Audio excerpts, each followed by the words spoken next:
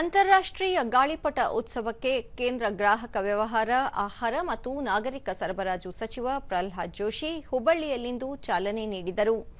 ಈ ವೇಳೆ ಚಿನ್ನಿ ದಾಂಡು ಆಡುವ ಮೂಲಕ ದೇಸಿ ಕ್ರೀಡೆಯನ್ನು ಉಳಿಸಿ ಬೆಳೆಸುವ ಜಾಗೃತಿ ಮೂಡಿಸಿದರು. ಈ ಸಂದರ್ಭದಲ್ಲಿ ವಿಧಾನ ಪರಿಷತ್ ಸಭಾಪತಿ ಬಸವರಾಜ ಹೊರಟ್ಟಿ, ವಿಧಾನಸಭೆ ವಿರೋಧ ಪಕ್ಷದ ಉಪನಾಯಕ ಅರವಿಂದ ಬೆಲ್ಲದ, ಶಾಸಕ ಮಹೇಶ್ ತೆಂಗಿನಕಾಯಿ ಸೇರಿದಂತೆ ಹಲವು ಜನಪ್ರತಿನಿಧಿಗಳು ಉಪಸ್ಥಿತರಿದ್ದರು. ಇದೇ ವೇಳೆ ಮಕ್ಕಳಿಗೆ ಚಿತ್ರಕಲೆ ಬಿಡಿಸುವ ಸ್ಪರ್ಧೆ ಏರ್ಪಡಿಸಲಾಗಿತ್ತು.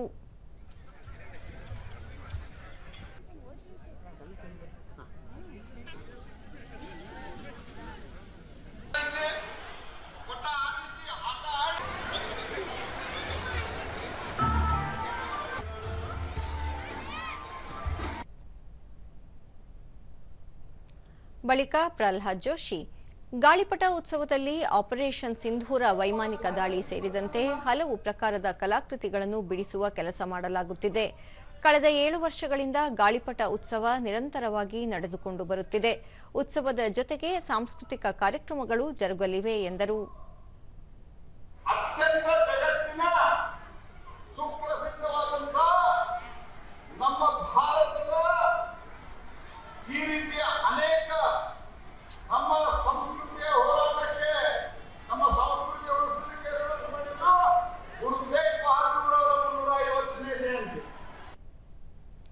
ಬಸವರಾಜ ಹೊರಟ್ಟಿ, ಮಕ್ಕಳು ಮೊಬೈಲ್ ಮತ್ತು ಓದಿನ ಒತ್ತಡದಿಂದ ಹೊರಬಂದು ಗಾಳಿಪಟ ಉತ್ಸವಗಳಲ್ಲಿ ಭಾಗವಹಿಸಿ ದೇಸಿಯ ಕ್ರೀಡೆಗಳನ್ನು ಉಳಿಸಿ ಬೆಳೆಸಬೇಕು ಎಂದು ಹೇಳಿದರು.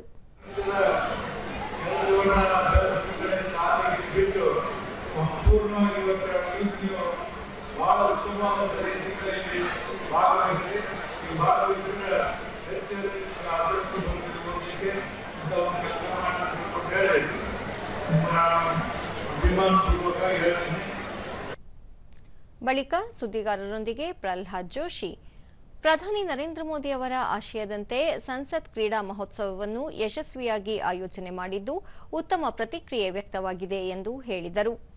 ಗಾಳಿಪಟ ಉತ್ಸವದಲ್ಲಿ ಜಗತ್ತಿನ ಬೇರೆ ಬೇರೆ ಭಾಗಗಳಿಂದ ಸ್ಪರ್ಧಿಗಳು ಪಾಲ್ಗೊಂಡಿದ್ದಾರೆ ಎಂದು ತಿಳಿಸಿದರು. ಚಿನ್ನಿ ದಾಂಡು, ಗೋಲಿಗುಂಡ, ಈ ರೀತಿ ಹಗ್ಗ ಜಗ್ಗಾಟ ಇವೆಲ್ಲ ಇಲ್ಲಿ ಆಡಿಸಿ ಜನರು ಭಾಗವಹಿಸಿಕೆನೂ ಇರಬೇಕು. ಅದರ ಜೊತೆಯಲ್ಲಿ ಇದರಲ್ಲಿ ಒಂದು ಸಾಂಸ್ಕೃತಿಕ ಮನೋರಂಜನೆ ಸಿಗಬೇಕು.